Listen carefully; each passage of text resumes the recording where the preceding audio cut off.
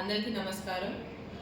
ఈరోజు పార్టీ నాకు ప్రధాన కార్యదర్శి పోస్ట్ అనేది ఇవ్వడంతో చాలా సంతోషం. నా మీద నమ్మకంతో ఇచ్చినందుకు ముందుగాను మన టీపీసీసీ అధ్యక్షులు మహేష్ కుమార్ గౌడ్ గారికి, అదేవిధంగా మన ఏఐసీసీ ఇన్ఛార్జ్ మీనాక్షి నటరాజన్ గారికి, మన ముఖ్యమంత్రి వర్యులు రేవంత్ అన్నకి ప్రత్యేకంగా ధన్యవాదాలు తెలుపుకుంటూ, ఎందుకంటే నా మీద నమ్మకం ఇంత చిన్న వయసులో పోస్ట్ ఇవ్వడం అనేది పార్టీ పరంగా అది కూడా ఊహించలేదు.